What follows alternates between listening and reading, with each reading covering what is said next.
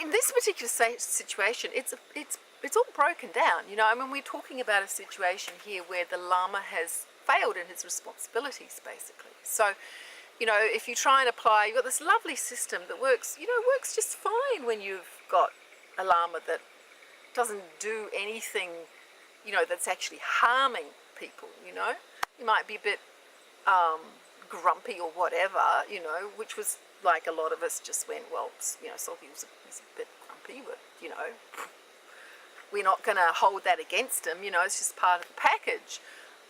When it's at that level, you know, it doesn't really matter, it's fine, but, you know, once they start doing something that's obviously harming, you know, actually harming people, and not only harming them physically and emotionally, they're going away so completely disillusioned with the whole thing, it's really, really damaging. And it's a different situation, you know, like in that situation, it's broken. The Vajrayana system is broken. It doesn't work anymore. So you have to look at it differently. You have to go, okay, here's a different case. The question is, well, it's broken, how are we going to fix it?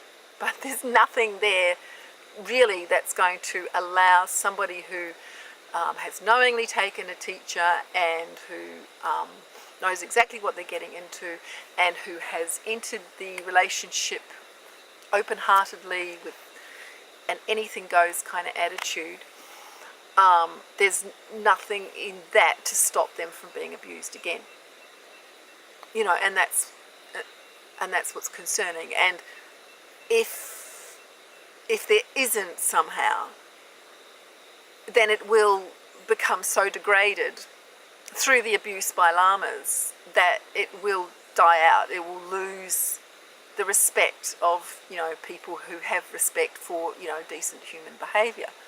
The system's broken down in the West, and not just in Rigpa. A friend of mine is also part of a sangha in Germany, I think it is, and they've also just the same situation has arisen. They've suddenly discovered that there's abuse going on, and then the Shambhala community has made a step, I mean, fabulously. They've actually looked at their own situation and said, oh, you know, we've got abuse happening in here. It's systematic. It's sexualized violence. It's been in our community for decades, for generations. You know, guess who it came from? I mean, you know, we're supposed to emulate our teacher. So, but it's there as well. It's, you know, it's there. The good thing about them is that they've recognized it and they're going to do something about it. That's quite distinct from Rigpa, where they are still not admitting that there's anything wrong. And it was very interesting to see a video that appeared on French television where they interviewed the lawyer that the Lerab Ling community is suing, because they're trying to prove that they're not a cult. And he said, well, they have not denounced the behaviour. This Lerab Ling community has not denounced behaviour. You know? And that's what's wrong.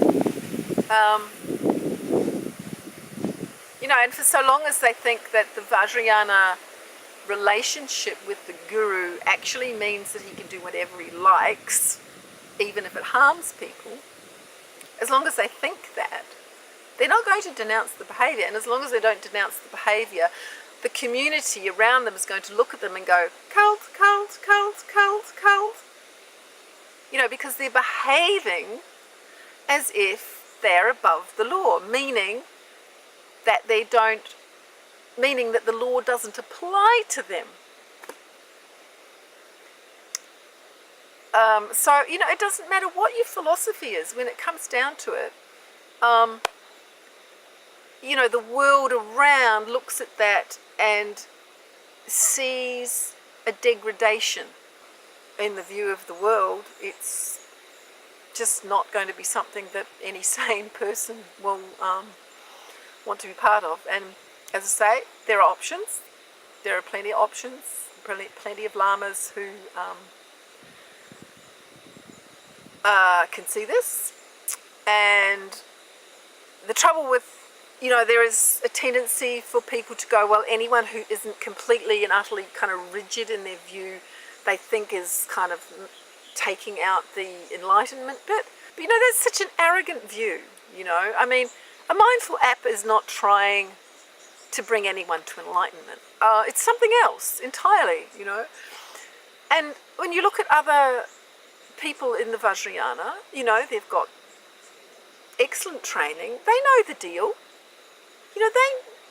They're not taking the enlightenment out of it, but they can see that where it's broken, special circumstances need to apply.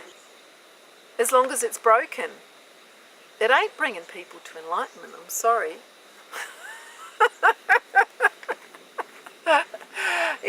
And you got to get the lamas into line, and they've got to see they can't behave this way. And they've got to know the difference between a genuine teaching method and abuse. They have to know that, they just do. And I think Dzongsar Khyentse can help with that, once he understands the difference himself. Maybe nothing will change anything, and and as soon as you say change anything, then anyone who wants to keep Vajrayana authentic thinks that you mean that it's not going to be authentic anymore. And this too is like a concept that's really rigid, because, as I say, what the situation we've got here is one where the Vajrayana system is actually broken. It's broken already. So this is not about breaking the Vajrayana. It's about mending it, And I don't know. I mean, has it broken in such a major way before that some enlightened master has given a teaching on it? Oh, and this is what you do when the Vajrayana is broken. No, I don't think so. So it's up to modern lamas to fix it. And it's up to modern students to avoid lamas who can't come out and say abuse is not a teaching method, and there is no place for abusive lamas in Buddhist communities. Because they've got to know the difference, of course, between abuse and a legitimate teaching method. Without a statement like that, how can we trust? Even a teacher that we've analysed, investigated to the best of our ability, how can we trust that they really will have our best interests at heart? How can we trust that they won't betray us? How can we trust that they do know really what we need in order to bring us to enlightenment? At least if we know that they are committed to not behaving in that way, we can trust them, we can feel safe with them. Even a sadomasochistic relationship has a safe word. I mean, to give ourselves completely over to someone without some measure of trust is not only stupid, I don't think it's the idea. Surely the purpose of all of that investigation, the 12 years of investigation, surely the purpose of that is so that you can trust, so that you can give yourself over completely.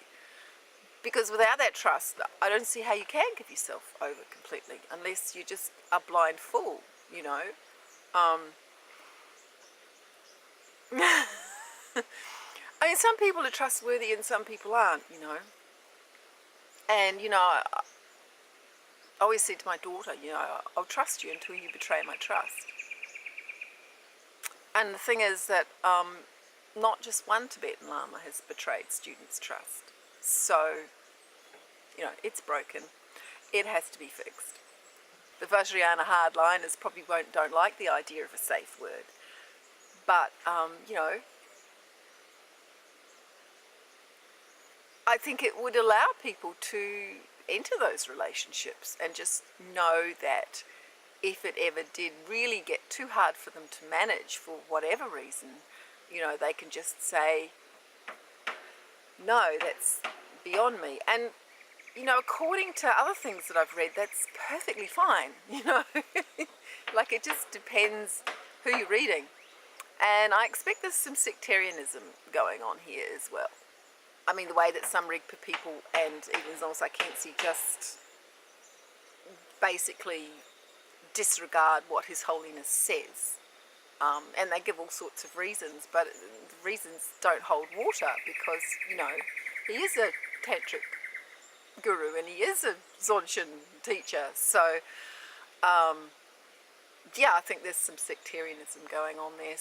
If the lamas want the Vajrayana to work as it did in the old days, they need to be trustworthy and they need to show that they are trustworthy. Otherwise, why should we trust them? And if we don't trust them, why should we take the leap? Yeah, so it's up to the lamas to fix it. And, you know, when it comes right down to it, you know, the simple way to fix it is to just behave like decent human beings. And, you know, if you behave outwardly like a Shravaka, then you should be behaving like a decent human being. And, you know, the only behaving inwardly like a Vajramaster is, you know, yeah, that's you still got to examine what you mean by the behaviour of a Vajramaster. Because otherwise you could take it as, well, when I'm private and secret, I can do what I like. So that's all from me for today, and you know, same old thing, click the old subscribe button if you want to be notified of new videos, and if you want to make sure that I keep vlogging, well, there's a link on the description which will take you to my Patreon page, where you can sign up to just give me a little bit each month to keep me going. Okay, catch you next time. Bye.